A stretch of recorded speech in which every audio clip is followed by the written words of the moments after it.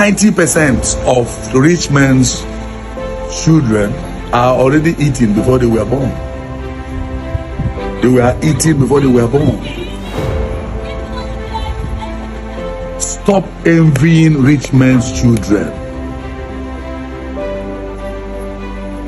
By the way, do you know that when your father is not rich, you have more opportunity, you have more reasons to be rich and to make it in life? Because when your parents are rich, you lack the strength, you lack the energy. It takes a lot of energy, a lot of strength, tenacity to make it in life. A lot of power, forces doesn't want you to thrive, doesn't want to do well.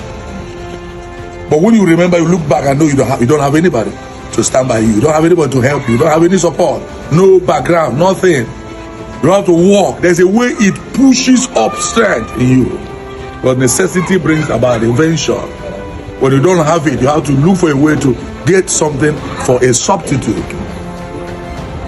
Hello, stop being envious of those whose fathers are rich. It does not mean that every man that is rich is diabolical. No, it's not what I'm saying. There are those of them who are genuinely rich, but even at that, some of them that are genuinely rich, their children doesn't have the strength to push.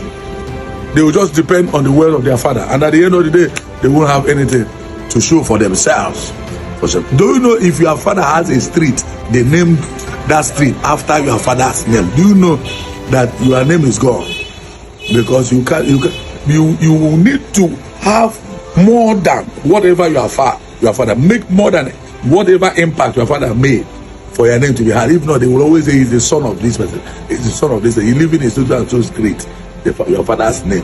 When will you gather wealth enough or make enough impact or do enough exploit that will make you overcome or overshadow the influence of your father? That's why you have fathers that reign and reign, but they don't hear the names of their children. You have sons of governors, you have sons of presidents, you have children of senators and so on. You don't hear about them.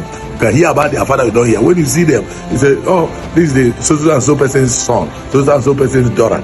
Your own name is gone. Because for you to equate, to do what will equate what they did is not here. And secondly, the strength, the energy to push to get to that level is not there. Because something is telling you you are good. Somebody is telling you have a house where you sleep. Somebody is telling you you always pay the school fees of your children. If you don't have money, you get from your father. Somebody is telling you there's a share of your father's wealth that will be given to you. And that makes you not to push to become something. That's why in every generation, new wealthy men emanates. New wealthy men shows. The man you called poor yesterday becomes wealthy today. Because there's a drive, there is this strong passion to make it in life. That's why most times when you meet people in whose city others comes to live, like in Bahia or in Lagos or in Onitsha or Port Harcourt, the indigenous of the cities doesn't always do well. There's a reason for that. Because there's this thing that tells them, they wake up in the morning, they have to wake up late. Because they feel like after these people, I can't wake up when these people who are living in our house are waking up. These people are living in our land. How can I wake up with them? They should suffer. We are kings, we are children of kings, princes.